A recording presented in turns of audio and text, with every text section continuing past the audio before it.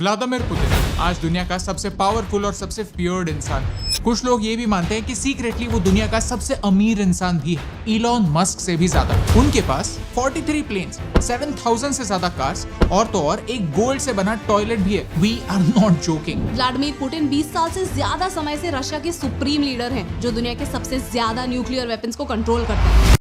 How did Putin become the most powerful man in the world? छोटा Vladimir ना ही कोई Prince था, ना ही किसी रिच फैमिली से बिलोंग करता था, बल्कि एक साधारण घर में जन्मा था। उनकी माँ फैक्ट्री वर्कर और पिता सोवियत नेवी में थे। वो एक कम्युनल में रहते थे, जहाँ घर के अंदर टॉयलेट तो छोड़िए, किचन भी नहीं हुआ करता था। एक छोटे से कमरे में गुजारा करना पड़ता था। कम्युनिज्म और गरीबी को अपने आंखों के सामने देखते देखते वो बड़े हुए और जॉब ढूंढने लगे। और जॉब कहाँ मिला? केजीबी में, जो यूएसएसआर की सीक्रेट एजेंसी थी। अमेरिका और यूएसएसआर के बीच कोल्ड वॉर के दौरान उन्होंने कई सीक्रेट ऑपरेशंस कैरी आउट किए और अपने देश के लिए एक इम्पोर्टेंट एसेट बने।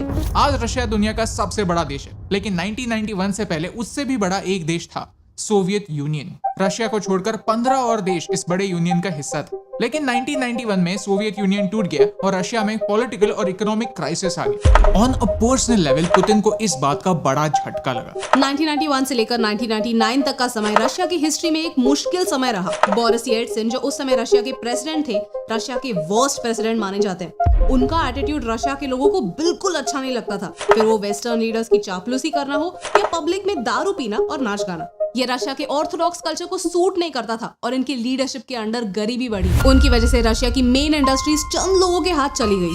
1996 में अमेरिका ने रशियन इलेक्शंस को इन्फ्लुएंस करके बोरिस को वापस जिताया, लेकिन रशियन जनता बोरिस को ज्यादा देर के लिए एक्सेप्ट नहीं करने वाली थी। एक समय ऐसा आ गया कि उनकी अप्रूवल रेटिंग 2% तक नीचे गिर चुकी थी। सिचुएशन ऐसी थी कि जल्दी कुछ नहीं हुआ तो उन्हें असैसिनेट किया जा सकता था। इसी वीक इमेज को काउंटर करने के लिए उन्होंने एक डायनामिक पुतिन को 1999 में प्राइम मिनिस्टर बनाया। लेट मी टेल यू कि रशिया में प्रेसिडेंट सबसे पावरफुल और प्राइम मिनिस्टर उनके नीचे यानी सेकंड इन कमांड होते हैं। उसी समय रशिया के चेचनिया में मिलिटेंट्स ने 300 रशियंस को मारा। इसके अगेंस्ट जब पुतिन ने ठोस कदम उठाए और उन मिलिटेंट्स को हरा दिया, रशिया में Putin as a strong leader establish हो गए। बस उन्हें प्राइम मिनिस्टर से प्रेसिडेंट बनने में टाइम नहीं लगा और अगले 8 सालों के लिए वो प्रेसिडेंट रहे। इस समय रशिया की कंडीशंस बदली। जीडीपी लगातार बढ़ता ही चला गया। इन्फ्लेशन 36% से घटकर 6% तक आ गया। लोगों की एवरेज इनकम 25 गुना बढ़ गई।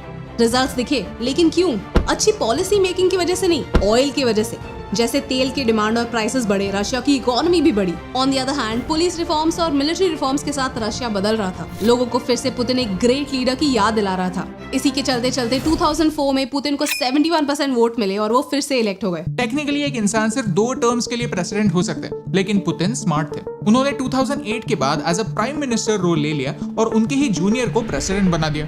कंट्रोल उन्हीं के हाथ में था। 2012 में वो वापस प्रेसिडेंट बन गए। ऐसा नहीं है कि उन्हें कोई अपोज करना नहीं चाहता, लेकिन सच ये है कि उन्हें कोई अपोज नहीं कर सकता। उनके क्रिटिक्स मिस्टीरियसली गायब हो जाते हैं। Journalist, farmer KGB agents, even reputed politicians, जिन्होंने भी पुतिन को क्रिटिसाइज किया, उनका अंजाम एक ही हुआ। पुतिन इज सो पावरफुल कि जब रशिया के सबसे अमीर इंसान ने उनके ऑपोजिशन पार्टी को कैंपेन के लिए फंड किया, उन्हें टैक्स एवेजन के चार्जेस के अंडर 14 सालों के लिए जेल में फेंक दिया गया। तो उन्हें क्रिटिसिज्म को हैंडल करने की जरूरत नहीं पड़ती, क्योंकि जो लोग उन्हें क्रिटिसाइज करते हैं वो उन्हें ही हैंडल कर देते हैं। इसी इंसान के एक इशारे पर 6000 न्यूक्लियर वेपन्स तैयार हैं, जो दुनिया के किसी भी कोने तक सिर्फ 10 मिनट में पहुंच सकते हैं। So in the end what does he want? Putin अपने सारे स्पीचेस में इस इंसान का नाम जरूर लेते हैं, इवान इलिन, जो एक रशियन फिलोसोफर थे, जिन्होंने कहा था कि पहले रशिया एक इनोसेंट देश हुआ करता था, लेकिन फॉरेन ताकतें उसे वीक बनाती चली गई। Putin needs to be strong, क्योंकि वीक लोगों के साथ क्या होता है ये उन्होंने बचपन से देखा है। आज ऑन पेपर पुतिन की वेल्थ $70 बिलियन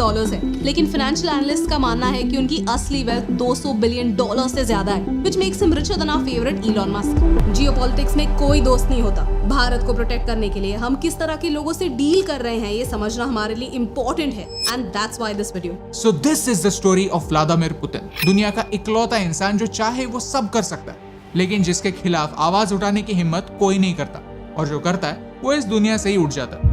अगर आपको इस वीडियो से वैल्यू मिली, कुछ नया सीखने मिला, तो इस वीडियो को शेयर कीजिए, क्योंकि इस नए वर्ल्ड ऑर्डर में हमें सिर्फ भारत की ही नहीं पूरे दुनिया की जानकारी होने की जरूरत है, और इस प्रयास में आपका साथ निभाने से मुझे फर्क पड़ता है।